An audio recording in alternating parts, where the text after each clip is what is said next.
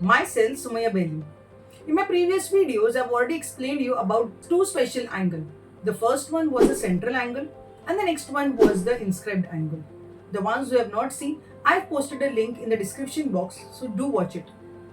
Today, I'm going to actually understand, is there a relation between central angle, inscribed angle and the intercepted arc? If yes, what is the relation between them? So let us actually find out the relation between all three of them.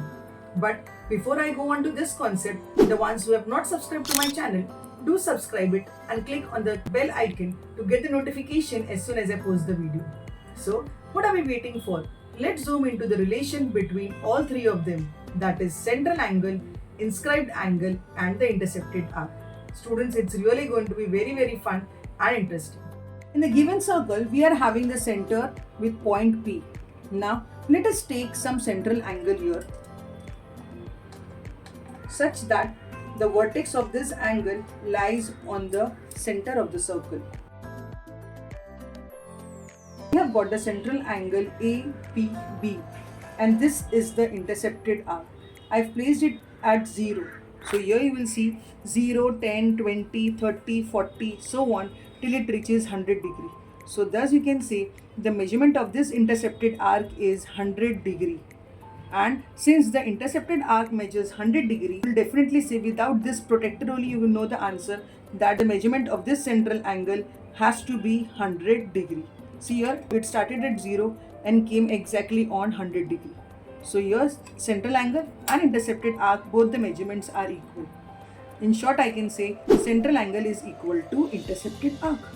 Now let us take an inscribed angle on it such that this inscribed angle also lies on the same arc.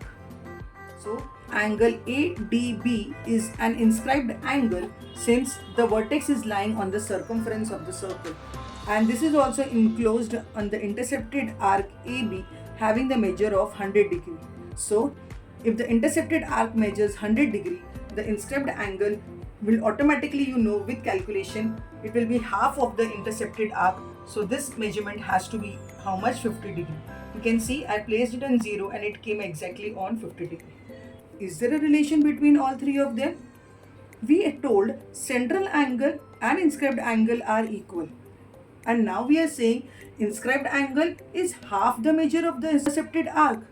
Thus from this we can conclude that intercepted arc is also half the measurement of the central angle. So this is all about inscribed angle, central angle and the intercepted arc among these two angles. Let's understand it by using a given example.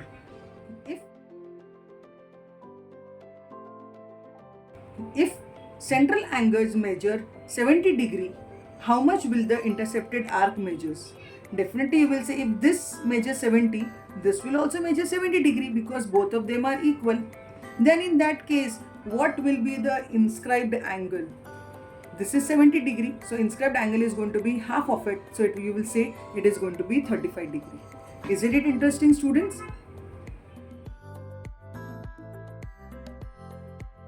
Next question for you all.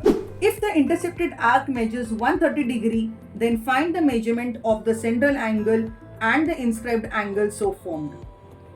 So this was all about the relation between central angle, inscribed angle and its intercepted arc so formed. I hope this concept is clear to you all. I hope this video was helpful for you all. If you like the video, don't forget to click on the like button. See you all in the next interesting and innovative videos. Thank you.